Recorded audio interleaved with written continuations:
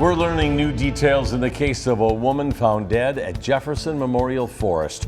Her boyfriend hasn't been charged in her death, but is charged with arson. WDRB's Valerie Chin has been following this story and explains what investigators say happened right before he set her car on fire. At this time, we are going forth on the hearing of Timothy Winterholler. In an orange jumpsuit, Timothy Winterholler has his day in court, charged with arson. I want to make it clear for all, and everyone in this courtroom, and for everyone to know, that my client is not charged with any sort of homicide. He's not charged with the murder of his girlfriend. Lyndon Bray was reported missing July 13th after her dogs and car were found at Jefferson Memorial Forest, and she wasn't. She was found the next day. The coroner's report says she died from hanging. Winterholler has not been charged in connection to his girlfriend's death. LMPD interviewed him on July 14th, and he stated to them that he had set the vehicle on fire during an argument with Ms. Bray. Did he say anything to police or to you about why he set the car on fire?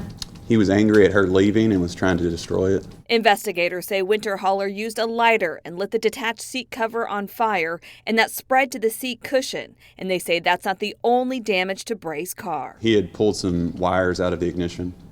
And was that based upon his statement saying that he'd done so? Based on his statements and evidence that the wires were still hanging down at the time the vehicle was examined. Winterholler's attorney argued he should be charged with criminal mischief and not arson, and asked for a lower bond. The fact that he is here on an arson in the second degree is because they have this investigation ongoing, and they wanted to be able to saddle him with these high charges in order to be able to keep him on a high bond. But this is what we would in any other situation see as a criminal mischief.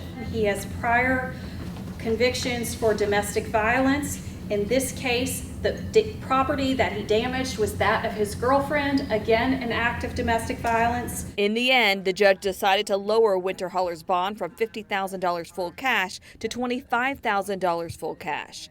Bray's mother tells WDRB News she's waiting for justice for her daughter, as police are still investigating. They are following leads. He said it's a process. It takes time.